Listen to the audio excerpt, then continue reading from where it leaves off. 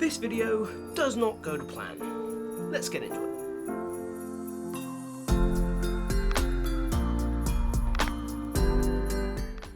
In the modern working world, we are very dependent on the technology that we use.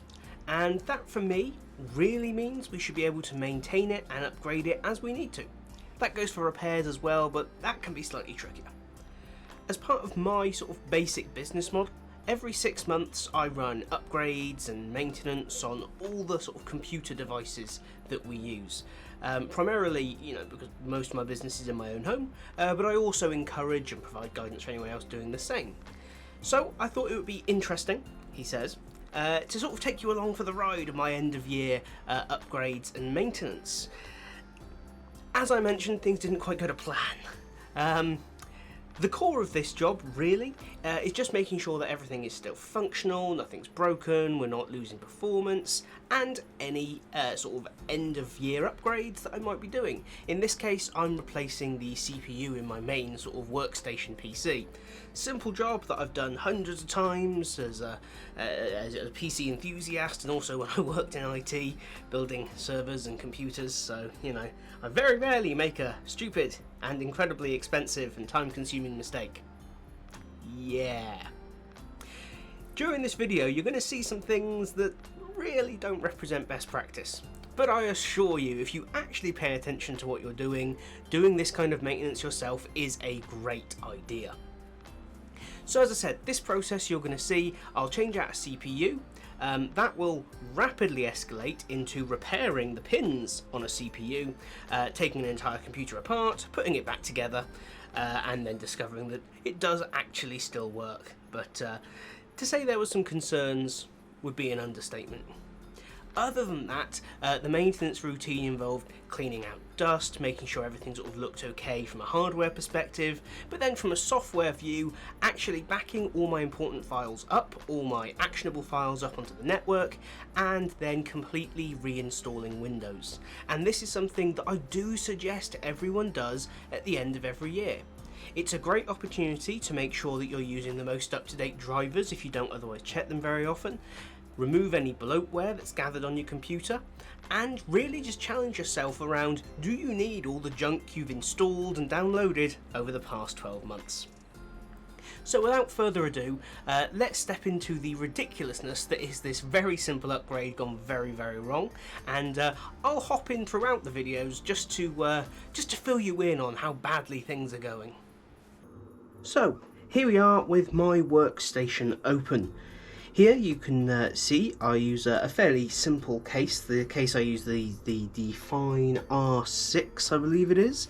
Here you can see it's built around an RTX 3080 Ti as the graphics card, a Hero 7 or 8, I believe, an 8, yeah, a Hero 8 motherboard from Asus ROG.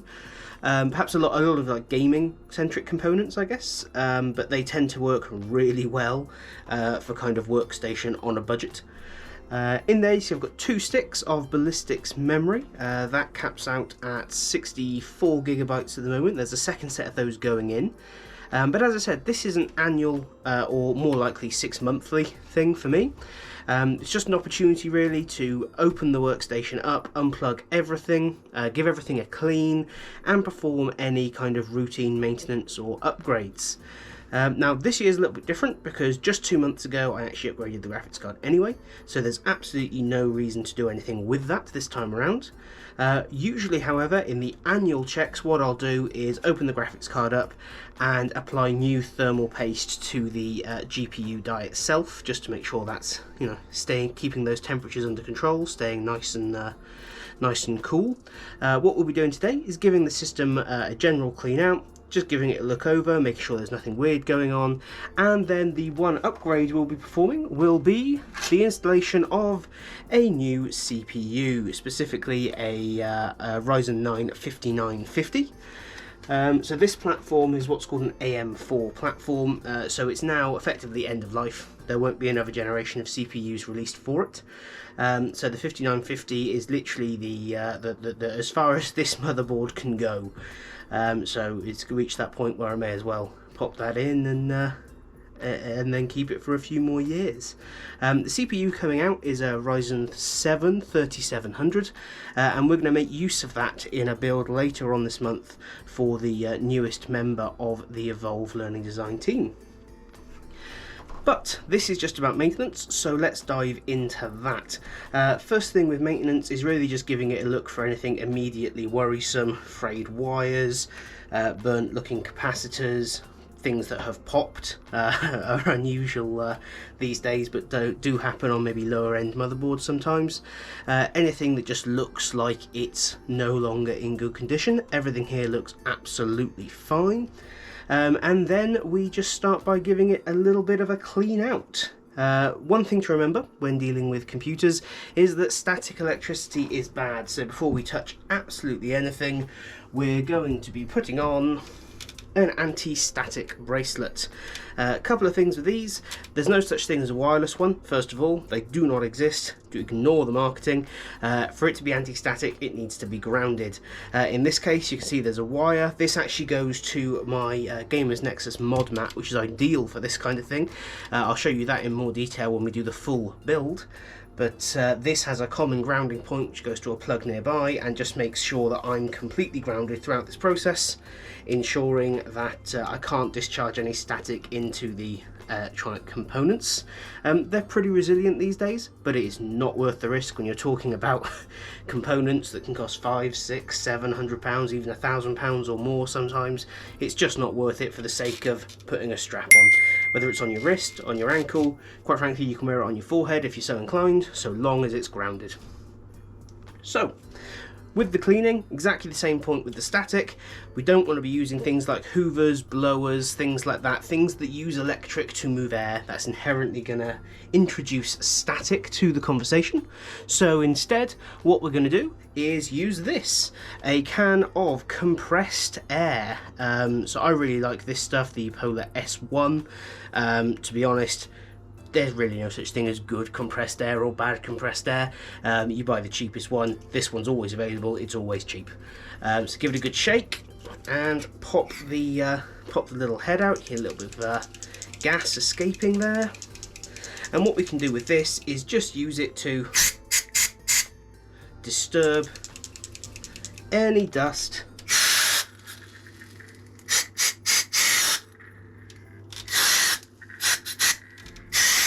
that's got caught in places it shouldn't get caught.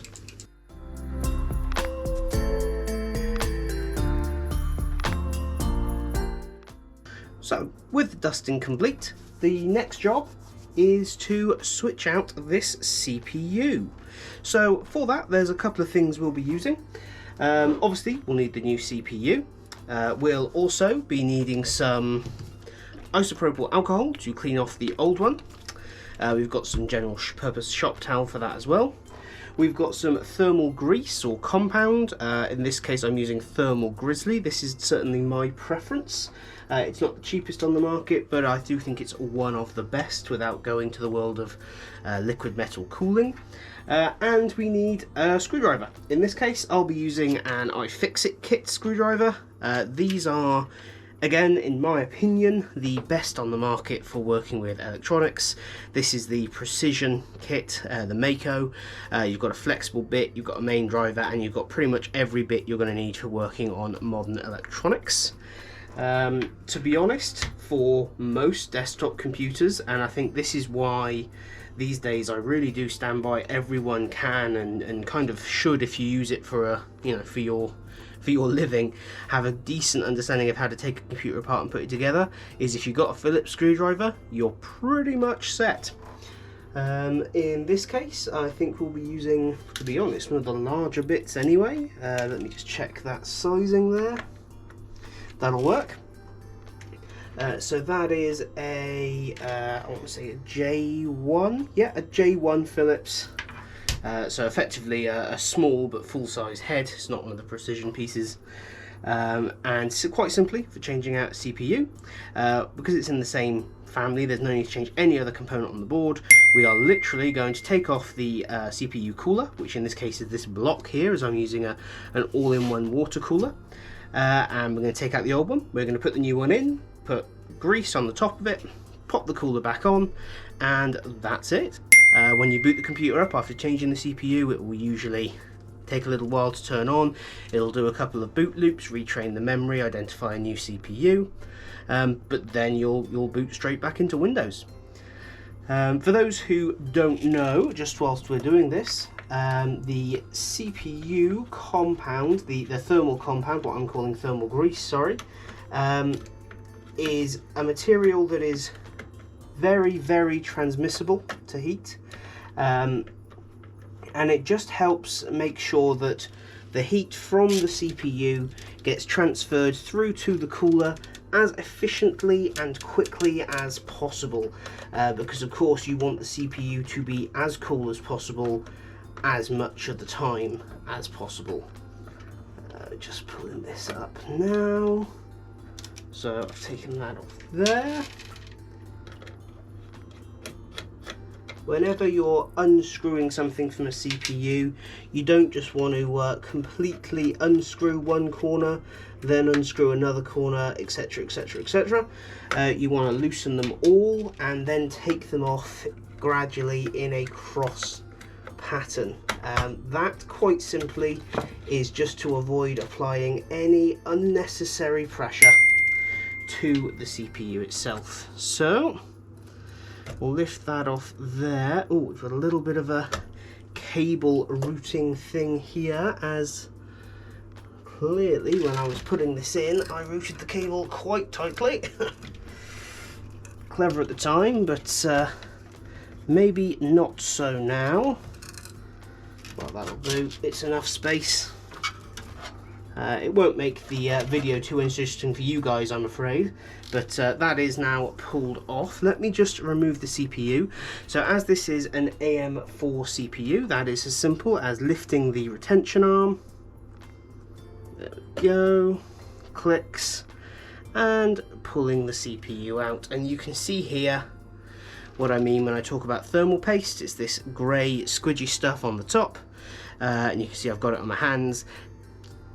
Not toxic or anything, but it's a pain if you get it on your hands, purely because it's really not enjoyable to get off, to be honest. So for now we are going to pop that over here, top side down. Really important that that is top side down, because the pins on the bottom are incredibly delicate, and the absolute last thing we want to do is damage any of those pins. Of course I'm more worried about the one going in, but as I said, I do want to make use of this CPU. So now we're just going to get some of our general purpose shop towel or kitchen roll, whatever you call it, and our, let me put the lid back on first, our isopropyl alcohol. This is 99.98, anything kind of 99% and up is fine. You'll get it in most hardware stores, certainly any electronics store will be carrying it, because it is entirely essential to correctly cleaning electronics. If you ever do need to actually clean like a circuit board or I don't know, a die on a GPU or something, this is what you use to do it, nothing else.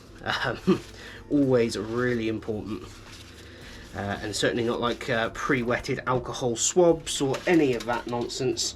You really do just want to use this stuff and a bit of towel like this, otherwise you run the risk of introducing all kinds of terrible things to your system, which you just don't want. And this is what I mean when I say, you know, anyone can these days build a computer. It is no longer a specialist skill, if you will, really. As much as in some ways that pains me, having spent a long time learning things about building computers, another part of me is just very pleased, to be honest, that it's become so much simpler. It's now very difficult to get it wrong, to be honest. Things really only fit together one way. As you can see from the layout, there really aren't too many components anymore. When you think of, again, we'll go through it in more detail when we do the full build later on in the month, but when you really think about it, you're looking at a motherboard, a CPU, a cooler of some description, a graphics card, a boot device, a power supply, which is actually hidden under here in this case, and a case. That's it. Oh, and RAM. But again, each of those things plug in one place in one way, and if they're not compatible, they won't fit together. It's kind of that simple. And again, compatibility is really very simple now. You've got, it's really all driven by the motherboard. So let's get to the main event for me anyway. I've been looking forward to this. Let's get this installed. So this is the Ryzen 9 5950X, a 16-core, 32-thread monster CPU, and you can see here what I mean by all those pins on the bottom side. Each one of those is absolutely vital. And so now I will ignore you for just a moment as I work out which way it goes in. It goes in that way. Lovely stuff. We should be able to just drop that down into place. Lovely. That sinks into the socket. No pressure required. That's really essential. The last thing you want to do is press, bend a pin, snap one off. You can fix it, but for most of us, including me, you break a pin, is game over. Give that a little wiggle just to make sure it's happy. That's seated well. And push the retention arm back down. CPU installed. Happy days. So all that remains now is to pop the CPU cooler back onto the CPU, make sure it's reseated properly, and then we will move on. So,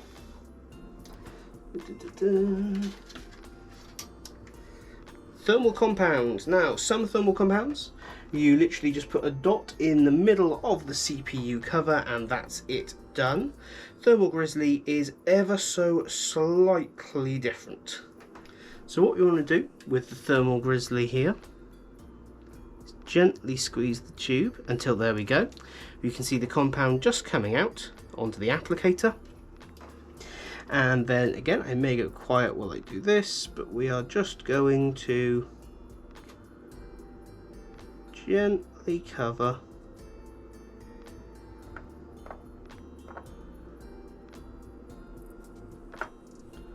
the entirety of the CPU heat spreader.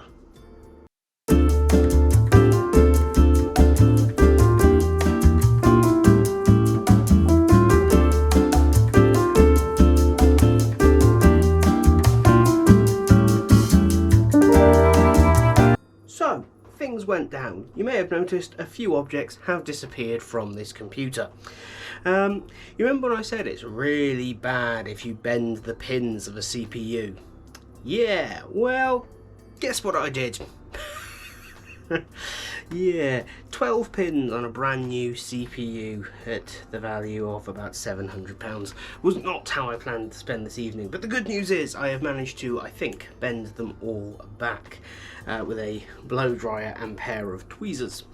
However, also, because I wasn't paying attention to what I was doing, big no-no when messing around inside a computer that you need for work the next day, I managed to drop the backplate for the motherboard behind the motherboard so I can no longer attach the cooler. So because of that, what I've had to do is remove all those components we went through before, the CPU cooler and radiator and fans at the top, all the cables connecting the motherboard and other devices, the graphics card, the capture card, and of course the CPU itself. And now I've removed the screws from the motherboard, so this should, he says, lift out, but it doesn't, because it looks like I've probably left at least one screw in somewhere. Let's see if we can figure out where. That one's gone, that one's gone, that one's gone, that one's gone, that one's gone, that one's gone, that one's gone. I didn't think there was a centre screw on this one, but I feel, oh no, there's not. There, this is the this is what computer building can be like when you don't really pay attention, of course, to what you are doing. So let's go back in there, pick up our motherboard. You always want to try, where possible, and not scrape the motherboard around on things. However, sometimes it can't be avoided. Let's poke those cables back in there. And with that, this comes out. What we have got there is just a cable that's been caught. So, with that, there's that back plate that fell out. We'll have that, thank you. Look at that, it's even got sticky stuff on it that I never use to make sure this doesn't happen. Note to self next time. Right, let's pop that over there. So with that done, let's place our motherboard down on a non-conductive surface. This wonderful Gamers Nexus mod mat is ideal for this kind of work. And then here you see the back plate that I was just telling you about. This sheet of adhesive on here to make sure it doesn't short out on the back of the board. And what this is the holes where the cooler actually attaches to. So we'll start by getting that back in place. Now, if I remember correctly, it will just sit,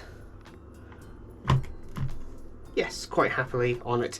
It's just that there's a big gap in the back of that case. So,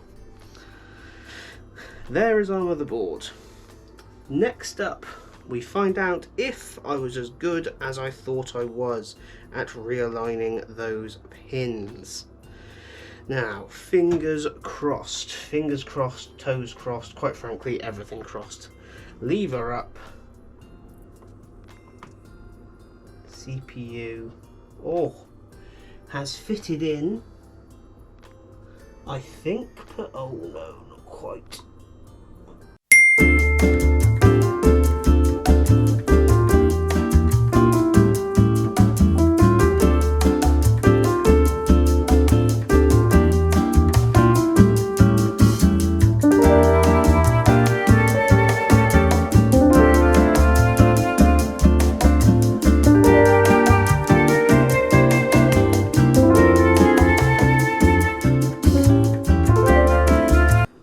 There we have it.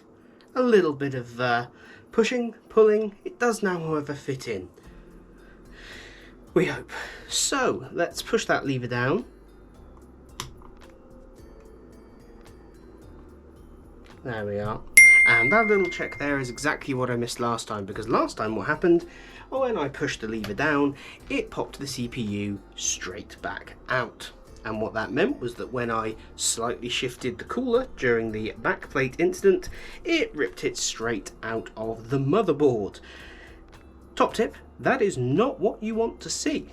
The downside is I no longer have any Thermal Grizzly thermal paste. So I'm going to have to go to a second favourite. Down we go to the drawers.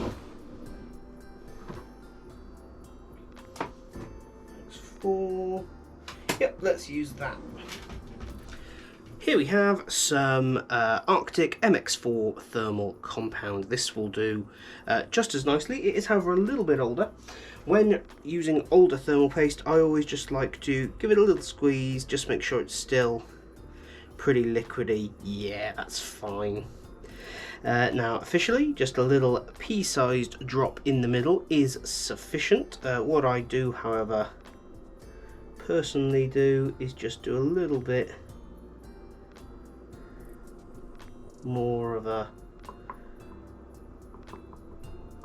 general coating. It is without doubt more than is necessary, but I have found it to be much safer than sorry when it comes to thermal compound and CPUs.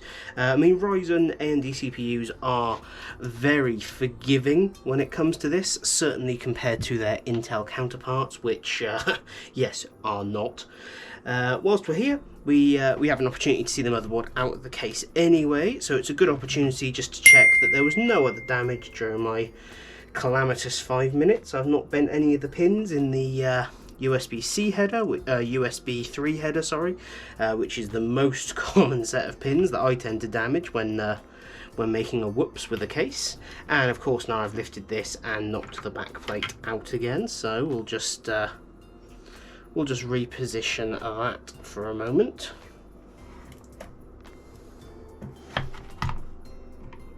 There we go. That's back on the back plate. Thermal paste is on the CPU. So now what we want to do is once again bring over the CPU block, nicely cleaned with again some more isopropyl alcohol just to make sure we are all good. And then we are going to be screwing this down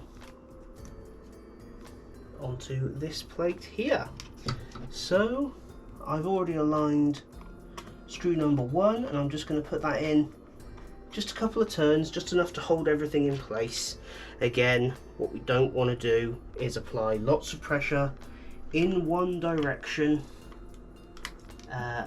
without evening it out. So now in a cross formation, I'll just start installing the other screws.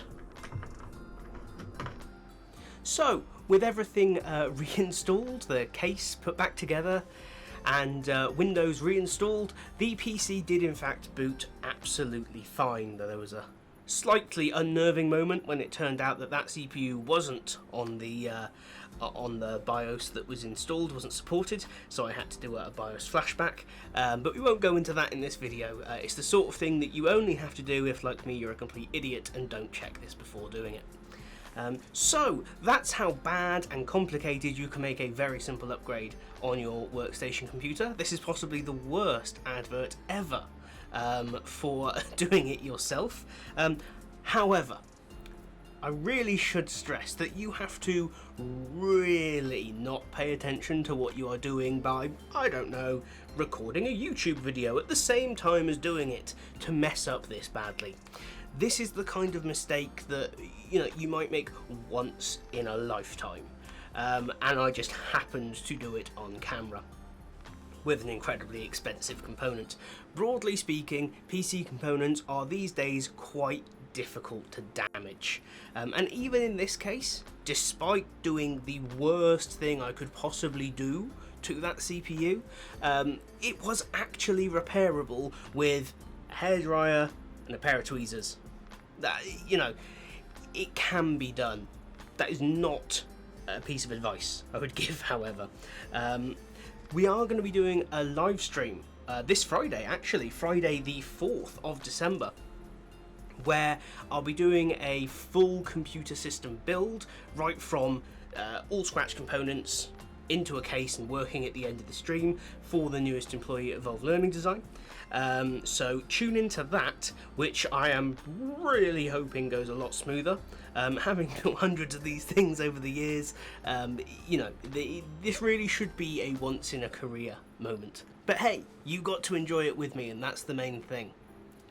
As you know, this month I'm doing a video every single day in December, so if there's something you'd like to see, do get in touch. We've got some more fantastic videos coming up, including interviews with some amazing people in the L&D world for the Ideas podcast. We've also got, coming up tomorrow, a list of the books that I think every instructional designer should own and ideally read, not just put them on a shelf so they look good behind you at Zoom meetings. But yeah, anything you want to see, just let me know and we'll see what we can do about making it happen.